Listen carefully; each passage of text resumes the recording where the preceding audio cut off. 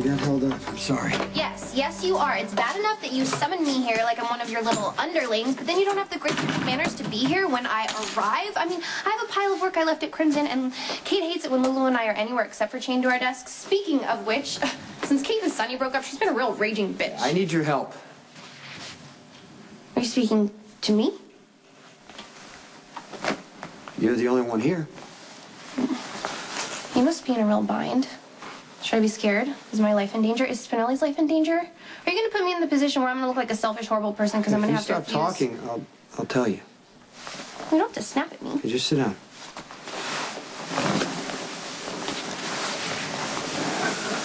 I need to know everything you remember about the night I killed Ian Devlin. I try not to think about that night. I understand that. But I really need this.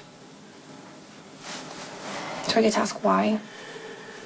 Because Devlin put Michael in a coma. And I'm just not sure that he acted alone. I'm sorry I was being so insensitive. Rambling about how it was inconvenient. Of course I'm going to help you in any way that I possibly can. But why this? And why now? It's had to have been about a year. No, it is a year. To the day. Okay. So this is anniversary induced. What made you suddenly grab onto the idea that Devlin could possibly have an accomplice? Well, Sonny brought it up, and I just couldn't stop thinking about it. I keep going over everything that happened to see if it was possible that I missed something, to see if it's actually possible that somebody's walking around out there free after what they did to Michael.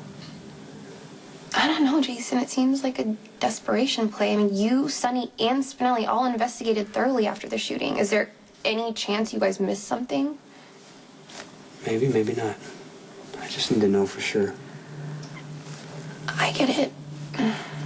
You're big, strong, stoic, stone cold, the guy who fixes everything for everyone. What if there's nothing here to fix? What if there's no closure to be had?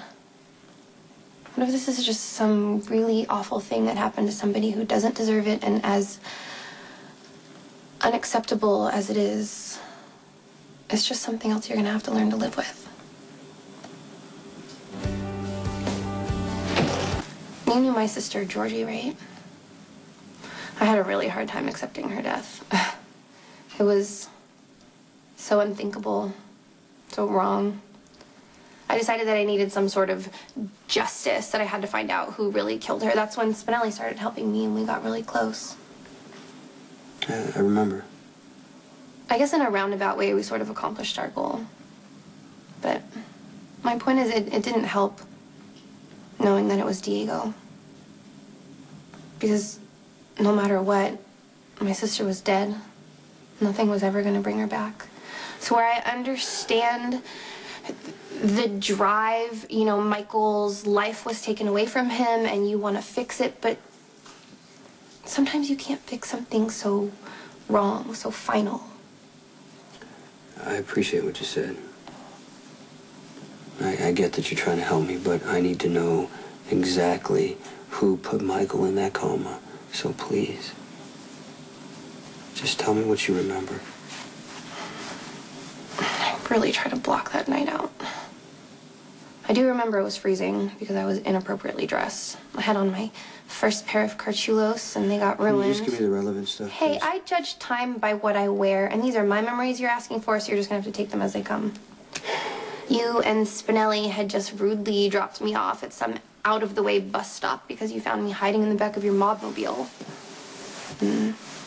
Devlin was there for some reason. I remember trying to call you guys, but before I knew it, he had a scalpel at my neck, and then all of a sudden you showed up with your trusty weapon. Devlin threatened you because he knew you wouldn't kill him. He said he was the only one who knew if anyone else was involved in Michael's shooting. And then he backed up and tripped or something. I managed to get away. And you shot him. He fell to the ground and you knelt beside him, demanded to know if anyone else was involved in Michael's shooting. And then he said something to you which I couldn't hear, and he died. What did he say to you anyway? There's more.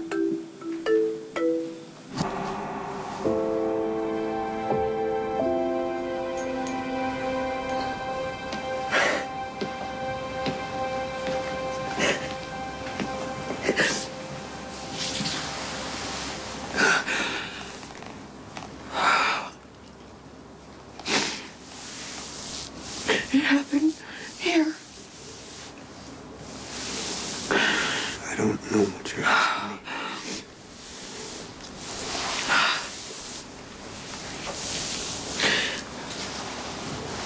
I haven't been back here. I never wanted to see the place where Michael was shot.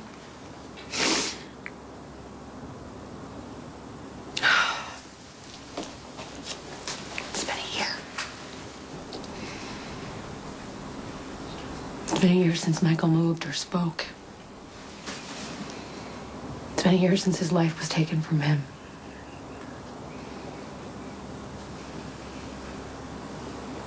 That handle over there, that's where the bullet ricocheted, isn't it? Yeah. And he was standing right here when he was hit, wasn't he? Yeah, right here. So if he would have been a little bit to the left or the right,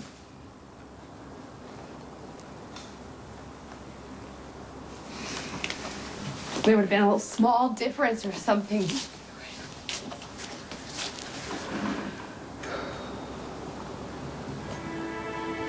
It's been a year, and I still don't understand why this happened to Michael.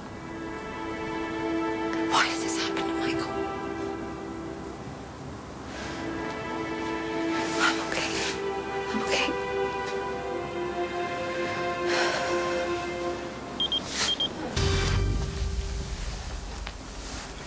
No, Carly, I wish I had an answer for you. Michael was in the wrong place at the wrong time. It's brutal. All we can do is move on from here.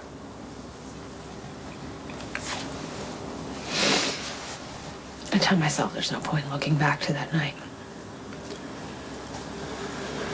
There's no point in imagining voices or hearing the sound of a gunshot and wondering if Michael felt any pain when he was hit. Carly, just don't do this to yourself. I try not to ask myself those questions, but it's been a year tonight, and all of a sudden I need to know.